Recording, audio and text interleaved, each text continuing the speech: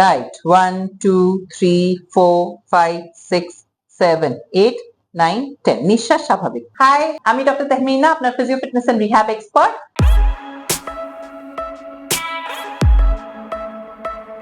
আর আজকে আমাদের সাথে আছেন মিস্টার গৌরাঙ্গ ব্যানার্জি। উনি কোথা থেকে এসেছেন? শ্রীরামপুর। আপনি কিভাবে এলেন, আমার ব্যাপারে কিভাবে জানলেন? এক মাস আগে বান্ধবীর থেকে জানতে পেরেছিলাম মনে হয় বৌদি আপনার কাছে ট্রিটমেন্ট করে নাকি ভালো হয়েছে। বলুন, আপনি আমার কাছে কেন এসেছেন, কি সমস্যা? আমার ওই হাঁটুতে সমস্যা ছিল, আমি হাঁটতে পারতাম না, খুঁড়িয়ে খুঁড়িয়ে হাঁটতে পারতাম। ওনার একটা হাঁটুতে সমস্যা, সেটার জন্যই ওনার কষ্ট হচ্ছে, সেটার জন্য উনি আমার কাছে এসেছেন। আমরা নি রিপ্লেসমেন্ট তো একেবারেই আমরা ডেড এগেইনস্টে। আমরা চাই যে এক্সারসাইজ করে ন্যাচারাল জয়েন্টটা যদি আমরা রিটেইন করতে পারি, ফ্রম দ্য রুট যদি ঠিক করতে পারি, তাহলেই কিন্তু ওটা আপনার লাইফ লং ভালো থাকবে, আর কোনো সাইড এফেক্ট নেই। আর এটা আপনার ভালো হবেই হবে, একটু টাইম লাগবে হয়তো এক্সারসাইজে, কিন্তু ভালো হবেই হবে। আসুন দেখে নিই কি কি এক্সারসাইজ করে আমরা এরকম নিয়ের প্রবলেমটা ঠিক করতে। প্রথম ব্যায়ামটা আপনার হবে হাঁটুটা শক্ত করা। যতটা পারবেন হাঁটুটা শক্ত করে বেডের উপরে চাপার চেষ্টা করবেন। আপনার পায়ের পাতাটা নিজের দিকে টান টান থাকবে। 10 সেকেন্ড হোল্ড করে রাখতে হবে, তারপরে আস্তে আস্তে রিল্যাক্স। ব্রেথ হোল্ড করবেন না, তাহলে কিন্তু হঠাৎ করে ব্লাড প্রেশারটা আপনার হাই হয়ে যেতে পারে। একদম রিল্যাক্স ভাবে করবেন। সেকেন্ড এক্সারসাইজটা হচ্ছে এইভাবে হালকা পাটা তোলা, একদম হালকা, এতটা 1 2 3 4 5 6 7 8 9 10।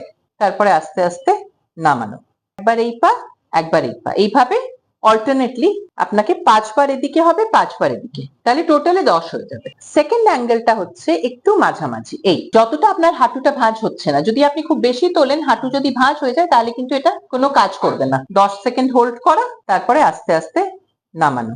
আপনি এবারে কাত হয়ে যান। হ্যাঁ, যখন কাত হচ্ছেন হাঁটুটা সোজা রেখে হালকা পাটা তুলতে হবে। 1 2 3 4 5 6 7 8 9 10। আচ্ছা, এবারে আপনাকে একটু উঠে বসতে হবে। বসে পাটা তোলা যতটা আপনি সোজা করতে পারেন ঠেলে, আর হাঁটুটা শক্ত থাকবে, পায়ের পাতাটা টান টান করতে হবে আপনার। 10 সেকেন্ড হোল্ড করা, একবার এই পায়ে একবার এই পায়ে। হ্যাঁ, এবারে আপনি একবার শুয়ে যান। আপনাকে একটু এই পাটা এইভাবে ধরে নিতে হবে, থাইটা এইভাবে ধরলেন, তারপরে পাটা যতটা সোজা হয়। 1 2 3 4 5 6 7 8 9 10। তারপরে আবার এটা ভাঁজ করে আবার তোলা, 10 সেকেন্ড হোল্ড করা, তারপরে আস্তে আস্তে নামিয়ে দেওয়া। দুটো হাত এইভাবে আপনাকে সোজা রাখতে হবে, তারপরে মাথাটা হালকা তুলে পা দুটো দেখার চেষ্টা করা। দেখুন তো, রাইট 1 2 3 4 5 6 7 8 9 10। নিঃশ্বাস স্বাভাবিক। এইভাবে শুয়ে আপনার মাথাটা নিচে থাকবে আর হাত দুটো পাশে। এবারে একটা করে হাঁটু ভাঁজ করা, এই পা দিয়ে এটা একটু ঠেলার চেষ্টা করুন, অন্য পাটা দিয়ে এটা হাঁটুটা চাপ দেওয়ার চেষ্টা করছেন। 10 সেকেন্ড হোল্ড, তারপরে এটা ছেড়ে দেবেন। এই বলটা আমরা দুটো হাঁটুর মাঝখানে রাখবো। এবারে চাপ দিয়ে হাত দুটো দুটো পা একসাথে উপরে তোলা, যাতে বলটা না পড়ে। বলটা পুশ করা, 10 সেকেন্ড হোল্ড করা, নামানো। এইভাবে এটাও 10 বার। একটু হালকা সাপোর্ট নিয়ে এক পায়ে দাঁড়ানো, সোজা থাকছেন, 10 সেকেন্ড হোল্ড করা, হাঁটুটা শক্ত করে নেবেন, তাহলে আপনি একটু ব্যালেন্স করতে পারবেন। এবারে লাস্ট এক্সারসাইজটা হচ্ছে এই টেবিলটা একটা সাইডে ধরে নিন। হ্যাঁ, আপনার যে পাটায় কষ্ট সেটা পেছনের দিকে থাকবে, আর অন্য পাটা সামনে, ভালো পাটা সামনে। ঠিক আছে, এখানে একটা টান ফিল হবে, এইটা আপনাকে একটু ফিল করতে হবে।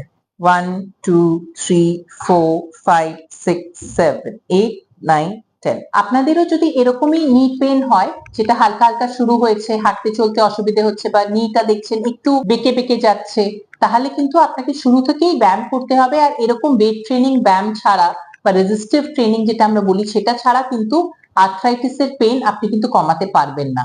আপনার মাসেলস উইক হয়ে যাচ্ছে, বোনস উইক হয়ে যাচ্ছে, সেই জন্যই কিন্তু আর্থ্রাইটিক, এই যে পাটা হালকা হালকা বেঁকে যাবে, যেটা আমরা বোয়িং বলি, সেটা হয়। তো সেটাকে কন্ট্রোল করার জন্য এরকমই ওয়েট বেঁধে আপনাকে রেজিস্টিভ এক্সারসাইজ করতে হবে। সেটা যদি আপনি রেগুলার করেন, তাহলে কিন্তু আর্থ্রাইটিসটা আপনি পুরোপুরি কন্ট্রোল করতে পারবেন।